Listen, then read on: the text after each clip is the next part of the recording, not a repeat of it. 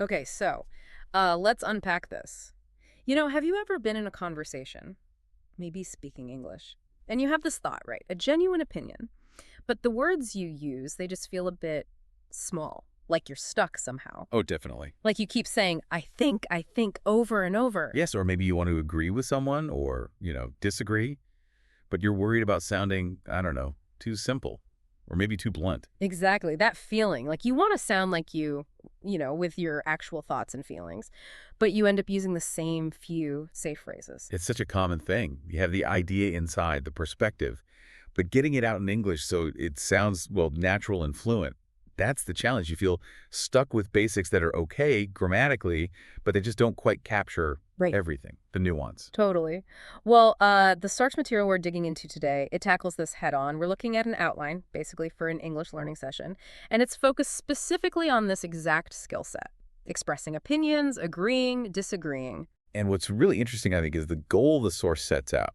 It's very practical. It's not just about the grammar points. It's aiming for, communication effectiveness, teaching learners how to give opinions with confidence, how to agree and disagree politely, and crucially, how to sound natural doing it in everyday chats. Yeah, naturalness is key. And it flags that core problem you mentioned, relying too much on I think or I agree, which, as the source suggests, can make you sound a bit repetitive, maybe less confident, and, less natural to someone who speaks English all the time. Right. And for you listening, you want to be comfortable in these conversations, right? Yeah. You want to get past that feeling of being stuck. You want to actually participate, share what you think, not just like basic reactions. So our mission for this deep dive is to really unpack the techniques suggested in this source material. We want to figure out why. Why are these specific phrases better? What makes them work? Exactly. What's this sort of subtle magic behind them? How do they actually change the conversation or how people perceive you? It's digging into the function, the impact between people, not just the words themselves. The why behind the what. Precisely. And the source helps us here. It breaks it down into chunks. First, giving your opinion with more variety.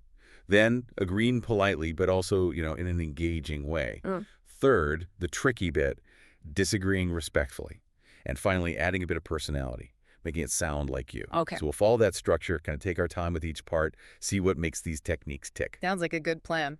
All right, let's dive into that first section then. Moving beyond just, I think, how do we give our opinions more confidently, more naturally? What are the alternatives the source gives us? Okay, so the source lists a few options here. The idea is to give you variety, right? Yeah. And more nuance than just hammering, I think. We've got, in my opinion, personally, I believe, from my perspective, I'd say that, and as far as I'm concerned. Okay, just hearing those, yeah, you can almost feel they have different weights, different flavors. But let's dig deeper. Why does the source say these are better?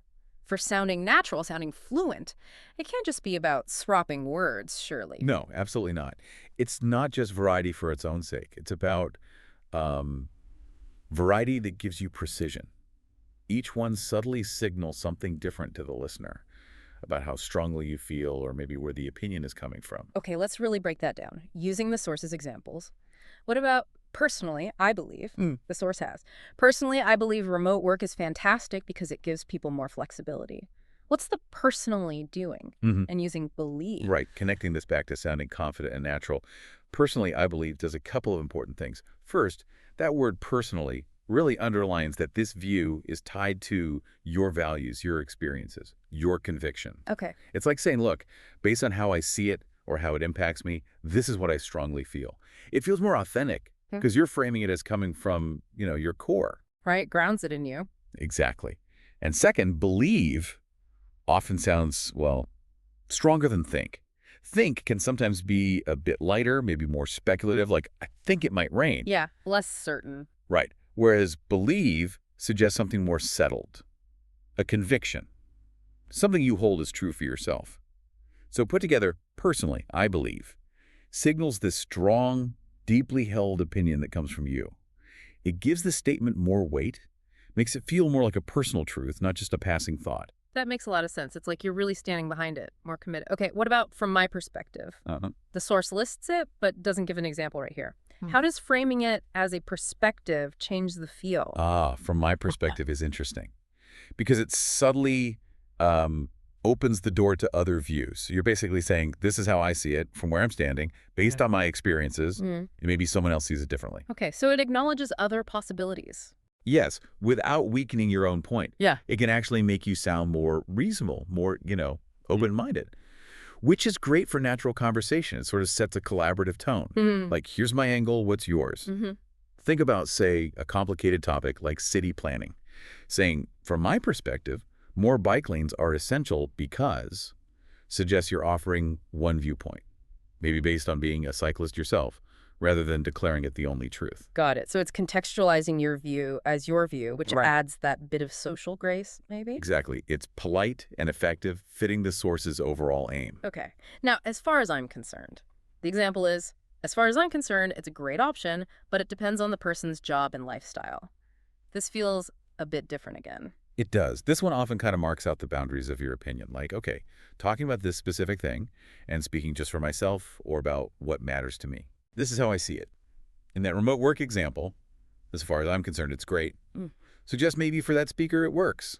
Perhaps their job fits, or they like the lifestyle. And the "but it depends" part reinforces that. Exactly. It shows your positive view isn't universal. It's limited, maybe conditional. It adds this layer of practicality, realism. You're saying, based on my involvement or interest, here's my take, which avoids making huge generalizations, keeps it grounded.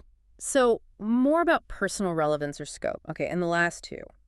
In my opinion, and I'd say that, how do these stack up against plain old "I think"? Well, in my opinion, is probably the most straightforward alternative. It's a little more formal, perhaps, than I think. It just clearly labels what follows as subjective. Your judgment. The source's example, in my opinion, learning a new language is one of the best ways to expand your thinking. Shows it introducing a clear, considered personal viewpoint. No ambiguity there. Clear signal. Yes. Then I'd say that. Often feels a bit more casual, maybe slightly less certain than I believe, or even in my opinion. You might use it when you're offering an opinion more tentatively, or maybe just figuring it out as you speak. Like thinking out loud almost? Sort of, yeah. Like, if I had to give an opinion right now, this is what I'd lean towards. Like your traffic example earlier. Looking at this traffic jam, I'd say we're going to be late. It's an assessment, maybe less of a core belief. It really does sound like the source is giving us this whole toolkit so we can pick the phrase that really matches how sure we are or where the opinion comes from. Is that how it helps you sound more confident and natural? Absolutely. Confidence isn't just volume, right? It's precision. It's authenticity. When you have this range, you can choose the phrase that perfectly fits the strength of your feeling, the source of your idea, the impact you want it to have. Strong feeling. Maybe personally, I believe, based on your background, from my perspective. Just a casual thought, I'd say. Being able to choose the right tool makes you sound authentic, which is huge for sounding natural. And that variety itself, moving away from the same old phrase, makes you sound more dynamic, more articulate. And that reads as confidence. You sound like you're in control of your language. Let's try that with a different topic. Say, opinions on modern art. If you've studied it and feel strongly, you might say, personally, I believe this piece represents a major shift in the artist's style. Good one. Yeah. If you're looking at it based on your own taste, maybe from my perspective, I just don't find it very appealing. Right. Frames it as taste. Or if you're just offering a quick reaction, I'd say that it's certainly colorful. Exactly. Those examples perfectly show how the intro phrase colors the whole statement. It reflects your relationship to the opinion. The source, by giving these options, is basically upgrading learners from just like a basic pencil to a full set of colored pencils. You can express yourself with so much more shade and texture. Yeah, I like that analogy. It's adding dimension, giving you more control. And that control, that's fundamental to feeling confident when you speak. If you know you can express yourself accurately, you're more likely to actually do it. Okay, great. So that covers getting our own opinions out there. But conversations, they're back and forth. We have to respond too. So let's unpack how the source suggests we agree with people. Politely, naturally. What's the issue with just saying, I agree? Well, similar to I think, the source points out that just saying I agree, while it works, can be a bit flat, a bit low energy. It doesn't really add much to the flow. Right. So it offers alternatives that are more dynamic, more engaging. Things like, I completely agree with you. That's a great point. I couldn't agree more. You're absolutely right. Exactly. That's what I was thinking. Yeah, you can immediately feel the difference. Those sound much more positive, more energetic. What is it about them that makes them more natural and engaging, like the source says? They do a few things at once, really. They don't just signal agreement. They often signal how much you agree or why you agree. Or sometimes they specifically validate the other person's contribution. And all of that adds depth, and it makes the interaction feel better. Okay, how do they show the degree of agreement? Well, take phrases like, I completely agree with you, or I couldn't agree more. Those are strong. Really strong. Yeah, total agreement. Right, completely leaves no doubt. And I couldn't agree more is like hyperbole, isn't it? It means your agreement is absolute, 100%. You can possibly agree any more than you already do. Okay. Using those adds real emphasis, shows genuine enthusiasm for what the other person said. It turns a simple nod into something more like a, verbal high five. Much more lively. So you can fine-tune it, signal you kind of agree, or you really agree, or you're enthusiastically on board. That's useful. What about, that's a great point. The source uses that exercise example. Someone says, exercise is really important for mental health. And the reply is, that's a great point. I always feel better after a workout. Yeah, what's really effective about that's a great point is that it praises the quality of what the other person said. Ah, right. Not just the idea, but how they said it, or the insight itself. Exactly. You're not just agreeing, you're saying, hey, that was insightful, or that was well put. And that's powerful. It makes the other person feel smart, feel heard, feel valued. It briefly shifts the focus to acknowledge their skill or thought. And that builds rapport like crazy. And the example shows perfectly how you then build on it. Validate the point, that's a great point, and then add your own bit. I always feel better after a workout. It turns agreement into a shared exploration, collaboration. That's a fantastic insight. It's about affirming the person, not just the idea. Builds connection. Okay, and exactly, that's what I was thinking. Oh, that one's all about connection too. Right. Shared understanding. Exactly. Confirms you're precisely on the same page, like spot on. Right. And then adding, that's what I was thinking, is this really common, natural way to say, wow, our minds are in sync, independent convergence of thought. Yeah, it feels good when that happens. It does. It creates this strong sense of being on the same wavelength. Mutual recognition. It's super engaging because it makes both people feel connected, understood. Like you said, it feels good. It's like, hey, great minds think alike kind of feeling. I can totally see how that makes a conversation flow better than just yes. Yeah. And the exercise example you mentioned also used you're absolutely right before adding more info. You're absolutely right. Exercise helps reduce stress. So that's another strong agreement phrase. Yes, exactly. You're absolutely right. Is another way to show very strong agreement, high confidence in the other person's statement. And crucially, as that example shows, these agreement phrases are often launch pads, not full stops. Right, springboards. Yeah. You use them to strongly affirm the other person, show enthusiasm, and then you add something. Your own experience, more evidence, a related thought. It makes the conversation way richer, more dynamic. Instead of just echoing, I agree, and maybe hitting an awkward silence, you use the agreement to transition, to keep the ball rolling. You're validating and building. So you're an active participant, not just a mirror. Validating, connecting, contributing, all wrapped up in agreeing. That really changes how you think about it. It does. It elevates agreeing from just a simple function to a dynamic part of the conversation, which is exactly what the source seems to be aiming for sounding genuinely natural and competent. Okay, fantastic. Now, the big one, disagreement. The source stresses doing this politely and respectfully to keep things polite and smooth. Why is getting polite disagreement right so important for sounding, natural and confident? Well, disagreement is inherently tricky, isn't it? Yeah. Handle it badly, and boom, conflict. People get defensive. Communication breaks down. Yeah, it can get awkward fast. So the source's focus on politeness is all about managing that risk. Real natural talk isn't always about agreeing. It's often about navigating differences without causing offense.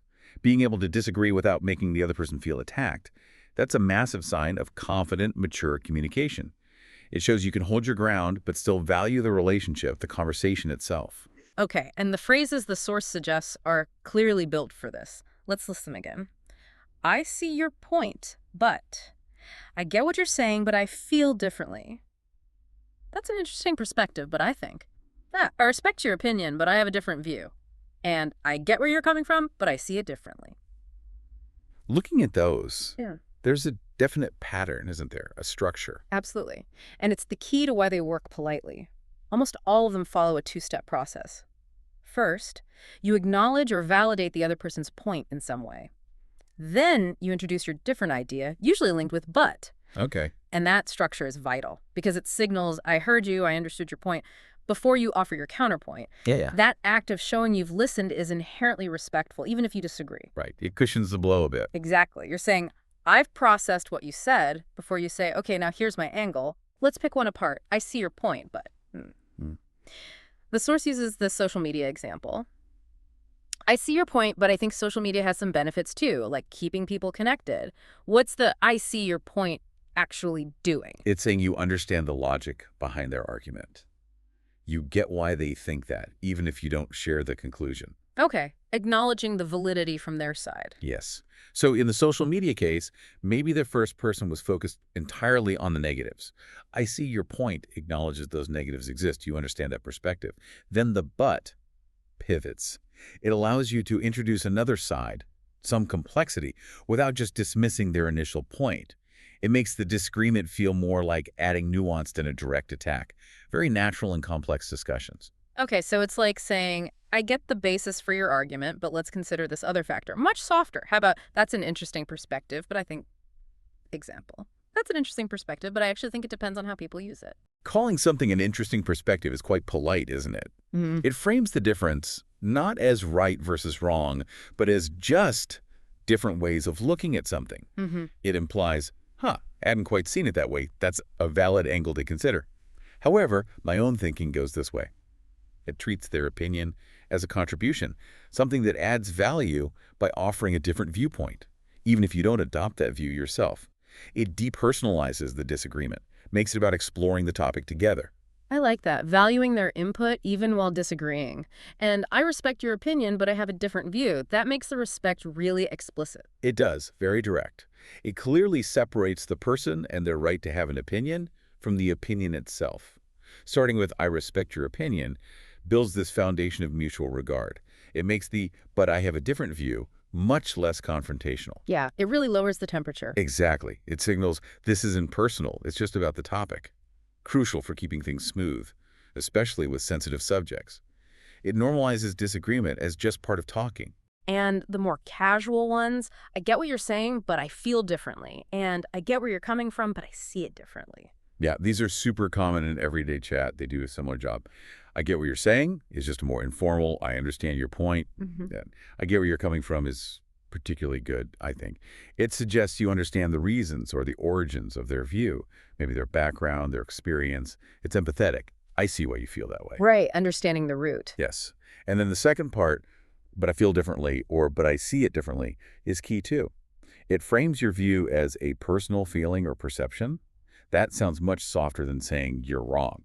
It's more like, well, my experience or interpretation leads me somewhere else.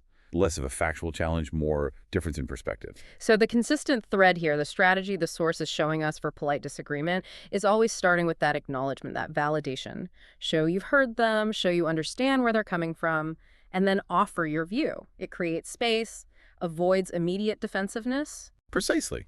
It's about managing the interaction, maintaining that connection. You engage with their contribution first before adding yours. It's fundamental for navigating differences well, and a huge part of sounding not just polite, but genuinely skilled and confident in discussions. Turns potential clashes into actual exchanges. It really underscores how much natural talk is about managing the people involved, not just the information. Okay, so we've got opinions, agreeing, disagreeing, covered. The final piece the source adds is making opinions sound more engaging, adding personality, basically. How do we do that? Avoid sounding like a robot. Yeah, this is where you go from just communicating information to really connecting. The source makes a great point. Native speakers do this all the time, adding their own flavor. And it highlights two main ways, using specific little introductory phrases and injecting emotion or humor. Okay, let's look at those introductory phrases first. The source gives us, honestly, I think, to be fair, I'd say, and if you ask me, what do these add? How do they signal personality? Right, these little phrases act like cues. They give a hint about the speaker's mindset or how they feel about the opinion they're about to share. Take, honestly, I think. The example was, honestly, I think learning English is one of the best investments in yourself. That honestly signals sincerity, right? Maybe conviction, like, I'm being straight with you here. I really believe this. Yeah, adds a layer of genuineness. It can also sometimes preface a point that might be a bit direct, or maybe something the speaker feels strongly about but hasn't said yet. Adds that authentic feeling. Okay, sincerity, conviction. What about to be fair, I'd say? To be fair is usually about balance. You use it when you want to introduce a point that maybe contrasts with what was just said or considers another side of things. Okay, like adding nuance. Exactly. You might have been critical about something that you say, to be fair, to acknowledge a positive aspect or a reason for it. Like, the movie plot was pretty weak, but to be fair, the special effects were amazing. It shows you're considering different angles, being impartial, makes you sound thoughtful. Got it. Shows you're not just looking at one side. And if you ask me, The source had that classic coffee versus tea example. If you ask me, coffee is better than tea any day. yeah, if you ask me, is very conversational. It flags the opinion as your personal take, often used for preferences, subjective views, where there's no real right or wrong. Like the coffee example. Precisely. It signals, okay, this is just my personal, maybe slightly biased view. It makes the opinion sound like you're offering your 2 cents, delivered with a bit of personality. It's a nice way to state a strong preference without sounding like you're declaring a universal fact. So these phrases kind of set the stage, give a little flavor of the opinion that's coming, and then the source talks about adding actual emotion or humor. This feels like where it gets really personal. It really is. This is where your individual voice shines through. The source gives those great examples. I'd say pineapple on pizza is a crime, but that's just me. Right. Calling it a crime, that's definitely using exaggeration for effect. Human motion rolled into one.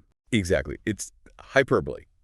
Extreme exaggeration to show strong feeling, usually dislike in a funny way. Nobody thinks you actually mean it's illegal. Of course not. The humor comes from that gap between the literal word, crime, and what you mean, I really hate it. It makes the statement memorable, relatable, especially if it's a common debate topic, makes you sound passionate, but in a lighthearted way. But that's just me, that softens it too. Yes, acknowledges it's just your quirky take. It turns a simple food preference into, like, a mini stand-up routine. And the other one, the traffic example. Honestly, I'd rather wake up at 5 a.m. than sit in traffic for 2 hours. Yeah, this one uses that relatable pain point traffic jams and compares it to something else unpleasant, waking up super early. Stating you'd prefer the early wake up just highlights how much you hate the traffic. Vivid comparison. Very vivid. Creates a strong mental picture. And it's funny because of the extremity and because lots of people share that feeling. That shared suffering makes it engaging. It reveals your intense feeling through this dramatic, humorous comparison. Much more interesting than just saying traffic is bad. Adds real personality. So what the source is getting at is that these techniques, these intro phrases, using hyperbole, humor, strong emotional words, that's how you put yourself into your opinions. Sound like a real person. Exactly. You move beyond just being an information source to being a participant. Yeah. Someone with feelings, a sense of humor, a unique voice. And as the source says, that's typical of natural fluent speech. Conversations need that personal touch to thrive. Using these methods shows how you think, who you are, not just what you think. It makes sharing an opinion less dry, more of a way to connect, maybe even entertain. Ties right back to sounding natural and engaging. It really does. It's the difference between just exchanging data and actually having a human interaction. Okay, wow, we've really taken a deep dive into this source, haven't we? Breaking down, giving opinions, agreeing, disagreeing, and adding that sparkle.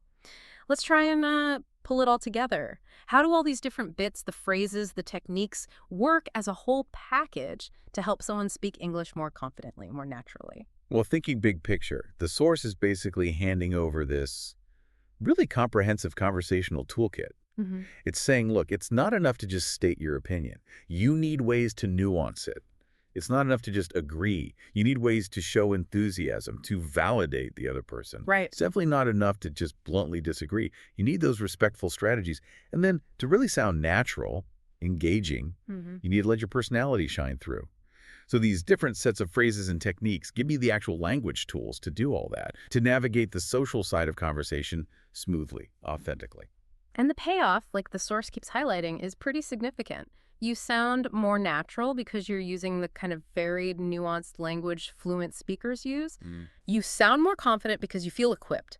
You have the right phrase for the moment, for the feeling. Yeah, less fumbling. And you sound more engaging because you're not just talking at people. You're interacting, adding personality, managing the flow. And the source even pushes for practice. Right. With that challenge task it mentions. Go try these out, see how they feel, reflect on it. Which really underlines that these aren't just abstract ideas, they're practical skills. You get better by doing them, noticing what works, building fluency bit by bit. That practical side is so important. Knowing the phrase is one thing, actually using it when you're talking is another. And the source also gives that little hint about what's next, mentioning storytelling as another key skill. Why does storytelling, connecting, sharing experiences fit in with expressing opinions? How do they complement each other? Well, the source rightly frames storytelling as this really fundamental human thing, a powerful communication tool. Think about it. Expressing opinions often deals with ideas, abstract concepts. Storytelling deals with concrete experiences, narratives, your life. It engages people emotionally. And often it provides the context for your opinions. Why you believe what you believe. Like, you could state an opinion. Personally, I believe resilience is crucial. Fine. But then if you follow it with a short story about a time you had to be resilient, suddenly that abstract idea becomes real, memorable, relatable. I see. So opinions let you discuss ideas, but stories let you connect on that human level, share the experiences that often shape those ideas in the first place. Exactly. They're like two essential sides of the communication coin. Being able to articulate your thoughts clearly and respectfully, and being able to share your experiences compellingly. That makes for a much more complete, effective communicator. Yeah. The source seems to be positioning these skills, opinions, stories as foundational for anyone who wants that genuine fluency beyond just getting the grammar right. Sounding natural means expressing both your thoughts and your life. It really paints fluency as this blend of language skill, social awareness, and personal expression. That's a really powerful way to look at it. And what's fascinating, I think, is how the source takes things that feel intuitive for native speakers, like how we agree or disagree, and breaks them down. Demystifies it, shows you the specific language tools you can learn and use. Well, this has been incredibly useful, really digging into the source. We've unpacked how to ditch the basic phrases and, confidently state opinions with nuance, how to agree in ways that actually build connection, how to disagree politely by acknowledging first, and how to sprinkle in personality with specific words, humor, emotion. And by understanding these tools, these techniques drawn from the source, and starting to use them, you really do equip yourself to participate more fully, more authentically, more effectively. In all sorts of conversations, you can share what makes you you with nuance. Connect better. It boils down to having options, right? Options give you choice, choice gives you precision, and precision gives you confidence. Absolutely. And it just highlights that learning a language well isn't just about learning words and rules. It's about learning how to build things with them, how to construct engaging, socially smart interactions. So building on that idea from the source that small language choices have big impacts, here's a final thought for you, the listener, to mull over. If consciously changing how you phrase an opinion or how you agree or disagree can make such a difference to how confident, polite, and engaging you sound, what other seemingly tiny everyday language habits might be having a surprising effect? Think about how you ask questions, or maybe how you give compliments, or even just how you say goodbye. Could those small choices also be shaping your interactions, your relationships, maybe even your opportunities in ways you haven't considered? It's a great question. It reminds us language is rarely just neutral. It's always doing something, always shaping how we connect. Definitely something to think about. And that brings us to the end of this deep dive.